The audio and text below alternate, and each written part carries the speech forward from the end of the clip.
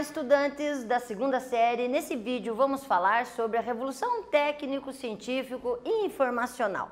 Para que isso aconteça, nós vamos fazer um resgate dos papéis principais e do cenário que busca fazer a compreensão de um dos elementos desta revolução, que é a divisão internacional do trabalho.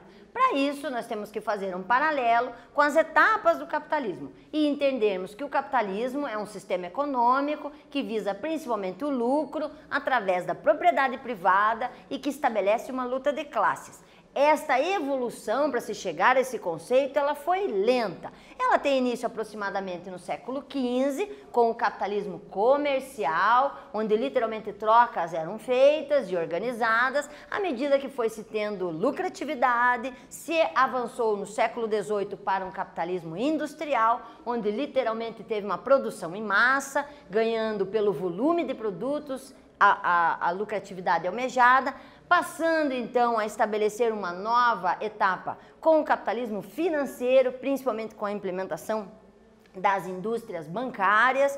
Nesse quesito nós vamos ter século XIX, início do século XX, chegando à atual conjuntura que é o chamado capitalismo informacional, onde a lucratividade se dá basicamente pelo sistema informacional. Veja que gradativamente o capitalismo ele foi modificando a sua estrutura até um momento que as coisas davam lucro. Hoje é a informação que dá lucro e, logicamente, o suporte para todas as ferramentas de formatação anterior.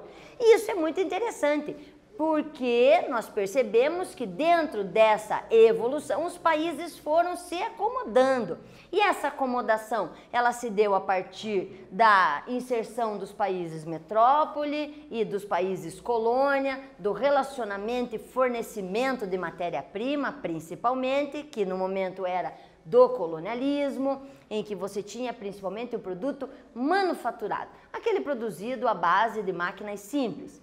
Já num segundo momento, você vai ter a metrópole já sofrendo um processo de industrialização, fazendo aquela produção ficar cada vez mais otimizada, mais elaborada, mas ainda buscando produtos de matéria-prima na colônia, e a colônia ainda se assentava muito no quesito exploração, chegando posteriormente a ter uma nova configuração à medida que a colônia percebe o seu potencial. Colônias, de maneira geral, são todos países extensos, todos com grande recurso natural e, por essa razão, começaram a crescer e também começaram a ser observados pelos países desenvolvidos como um potencial também produtivo. E isso configurou uma mudança do cenário, mas não uma mudança de estrutura. Então, a divisão internacional do trabalho continuou a mesma, praticamente só alterando os nomes. Então, de colônia passaram a ser países subdesenvolvidos e de metrópole para países desenvolvidos.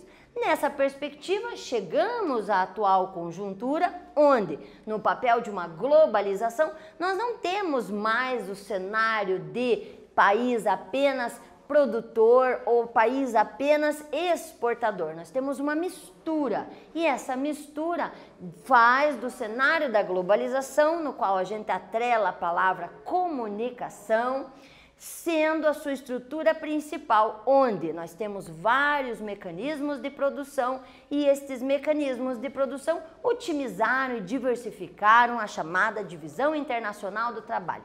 Espero que vocês tenham assimilado.